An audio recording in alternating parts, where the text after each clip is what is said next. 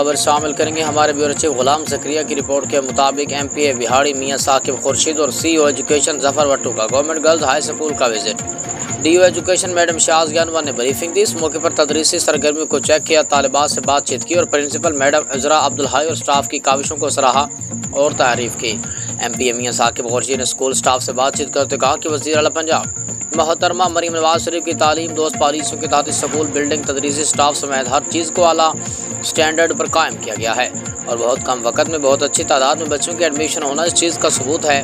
سی education Zafar وٹو نے school building کو ideal قرار دیتے ہوئے تدریسی کاوشوں پر اطمینان کا اظہار کیا اور مزید بہتر کرنے کے عزم کا اظہار کیا۔